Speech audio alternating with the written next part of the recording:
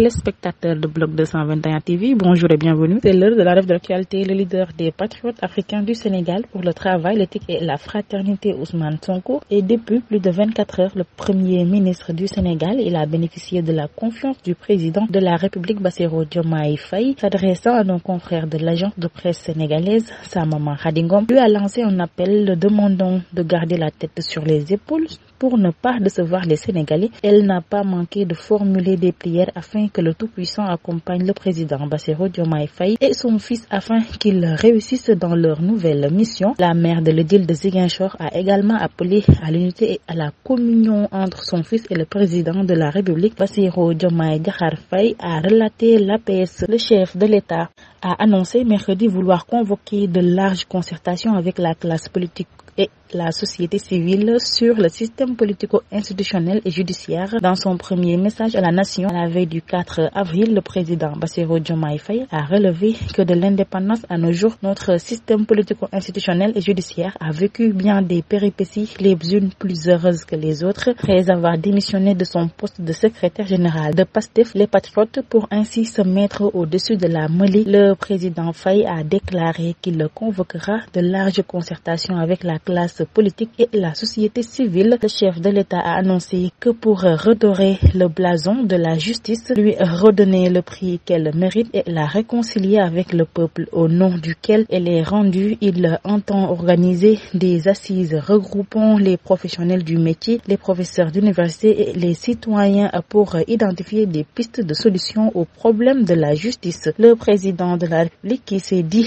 préoccupé pour le coût de la vie, a annoncé que des mesures fortes seront prises dans ce sens dans les prochains jours à venir. Selon lui, les Sénégalais sont braves mais ils sont fatigués et attendent des solutions contre la vie chère. La question du coût de la vie préoccupe particulièrement et retient toute son attention, a déclaré Bassirou Diomaye Faye dans son premier message à la nation à la veille du 4 avril, la fête de l'indépendance. Sur l'international au Burkina Faso, au moins 73 personnes ont été tuées à Taouri, dans l'est du pays. L'attaque a eu lieu dimanche dernier et a été revendiquée par le NIM, groupe des soutiens à l'islam et aux musulmans, organisation terroriste liée à Al-Qaïda. Selon les informations recueillies ce mercredi par RFI, il s'agit du détachement basé à Taouri dans la province de Tapao, à l'est du Burkina Faso, qui a été pris d'assaut par des hommes armés dimanche dernier. D'après les témoignages, ces derniers ont débarqué avec 200 motos dont l'après-midi après 16 heures. Les combats ont duré une bonne heure avant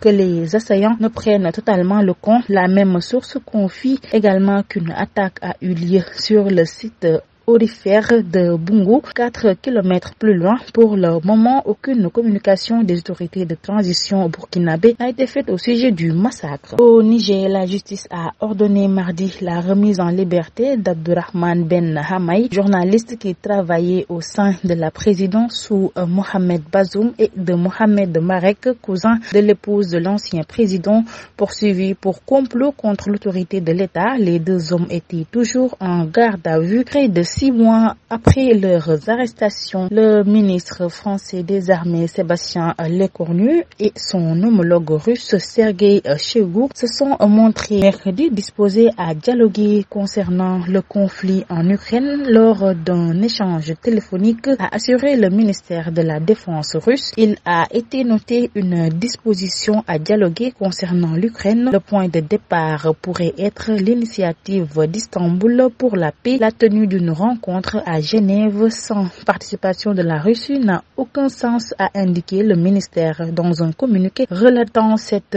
appel en sport. Gardien de but du Rayo, le Sénégalais Cheikh Sarr a été condamné à 2 matchs de suspension et d'une amende de 6 000 €, soit 4 millions de francs CFA. Il avait été expulsé suite à un accrochage avec un supporter après des cris racistes. Le gardien sénégalais excédé voulait en venir aux mains avec les supporters avant d'être exclu par l'arbitre, malgré la demande de la presse à ce qu'il ne soit pas sanctionné pour son carton rouge. La Fédération espagnole de football n'a pas été clémente, une sanction qui fait déjà scandale et qui fait le tour du média. C'était tout pour aujourd'hui. Nous vous donnons rendez-vous très prochainement, mais d'ici là, restez avec nos programmes.